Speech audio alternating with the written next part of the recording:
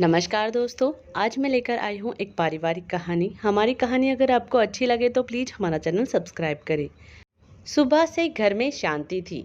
घर की मुखिया सुषमा जी अपने कमरे में बैठी बैठी माला जप रही थी।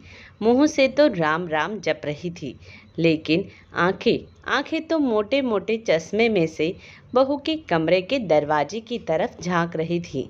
देखने वालों को प्रतीत हो रहा था कि अम्मा जी पूजा पाठ कर रही है, पर सच्चाई इससे परे थी।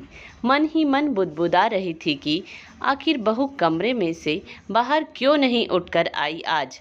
जाहिर सी बात है कि जिस घर में बहू घर को संभालती है, घर के सारे काम करती है, उस घर में यदि एक दिन भी बहू देर से उठे तो सबका दिमाग ठनक जाता है। और उस समय तो बहू रोज रसोई में लग जाती थी। जैसे ही अम्मा जी अपनी पूजा पाठ खत्म करती थी, बहू उनके लिए नाश्ता और चाय लेकर हाजिर हो जाती थी।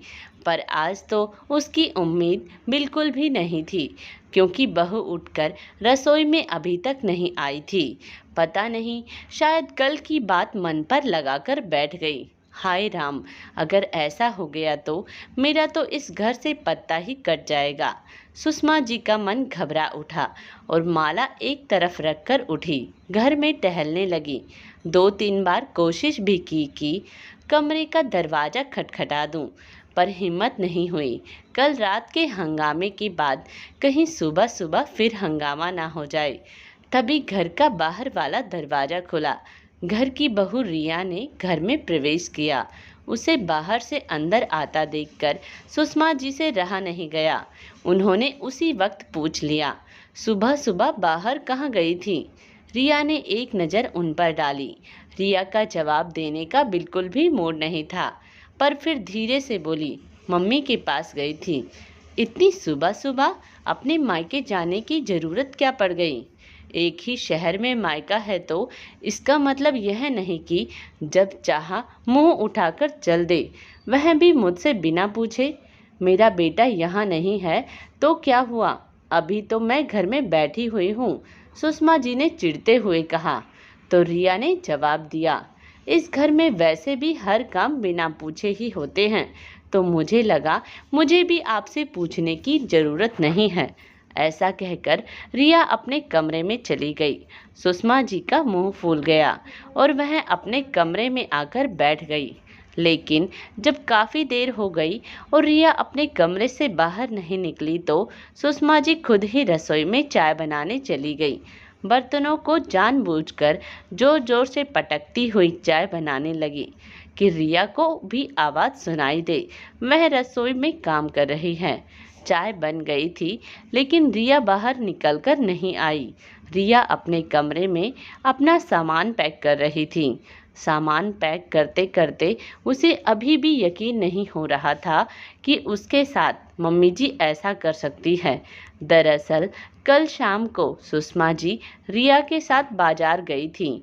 बाजार के बाकी काम होने के बाद रिया को कुछ सुनार का भी काम था।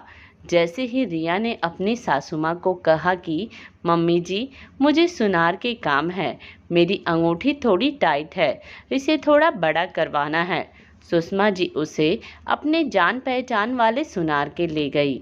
दुकानदार अंकल ने अचानक पूछ लिया, अब कैसी हालत है आपकी बेटी के ससुर जी की? उसके इस सवाल से सुषमा जी और रिया हैरान रह गई। दोनों एक दूसरे की शक्ल देखने लगी। तो अंकल ने कहा, अरे कुछ दिन पहले आपकी बिटिया आई थी, कुछ गहने गिरवी रखवा कर गई थी, पैसों की बहुत ज़्यादा ज़रूरत थी उसको। कह रही थी उसके ससुर जी की तबीयत बहुत ज़्यादा खराब है, पर गहने उसके नहीं थे। उसकी शादी के सारे गहने तो मैंने ही तैयार किए थे, शायद उसकी सास के गहने रखवा कर गई हैं। कहते कहते उन्होंने वो गहने दिखा दिए।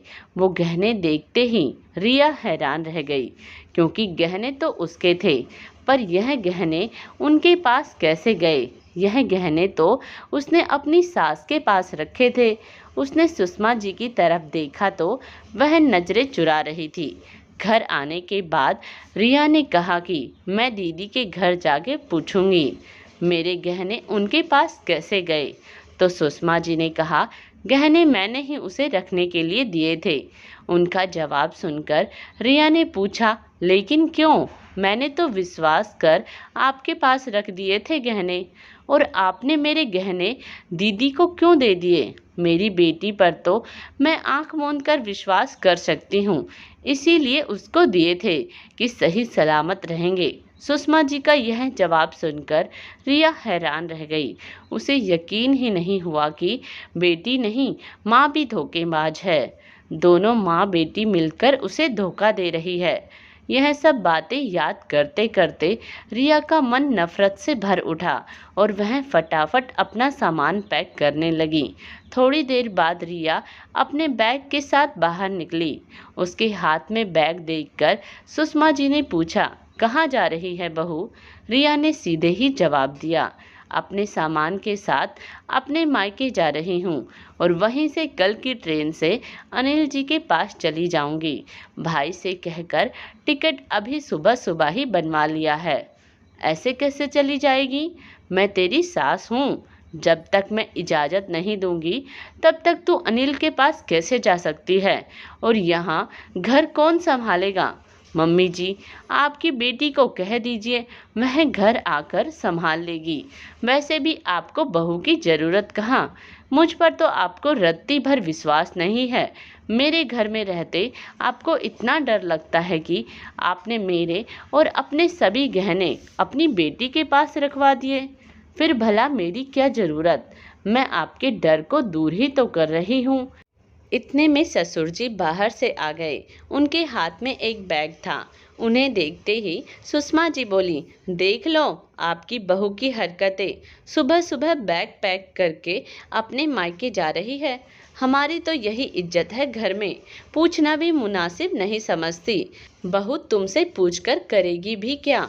तुमने पूछने लायक स्थिति रखी है क्या? शुक्र करो कि चुपचाप अपने पति के पास जा रही है, ज़्यादा हंगामा नहीं कर रही। पर तुम्हारे धोखे की सज़ा तुम्हें तो मैं ज़रूर देकर रहूँगा। मैं अभी तुम्हारी बेटी के पास जाकर तुम्हारे और उसके गहने लेकर आ चुका हूँ। अगर तुम्हारी बेटी बहू के गहने ले आती है तो ठीक है, अन्यथा तब तक तुम्हारे सारे गहने और तुम्हारी बेटी के सब गहने बहू के पास ही रहेंगे। अपने पति की बात सुनकर सुषमा जी बोली, आप ऐसा कैसे कर सकते हो? भला मेरे गहने तो कोई बात नहीं, लेकिन अपनी बेटी के भी आप ले आए और अब बहू को कैसे दे सकते हो? वैसे ही दे सकता हूँ जैसे तुम बहू के गहने अपनी बेटी को दे सकती हो, और तुम्हारी बेटी उससे भी महान, वह तो गिरवी रख कर आ गई। वैसे भी अब यह तुम्हारी सरदर्दी भी है कि तुम अपनी बेटी से गहने कैसे निकलवाओगी। कहते हुए ससुर जी ने सारे गहने रिया बहू के हाथ में रख दिए और खुद रिया को उसके मायके छोड़ने गए। इधर उनके पीछे माँ बेटी का रिश्ता भी बिगड़ गया, साथ ही बेटे बहू का विश्वास खोया वो अलग। लेकिन अब पछताए क्या होगा जब चिड़िया चुग गई खेत। दोस्तों, इस कहानी के बारे में अपने विचार कमेंट्स बॉक्स में ज़रूर दीजिएगा और प्लीज़ हमारा चैनल सब्सक्राइब करें। धन्यवाद।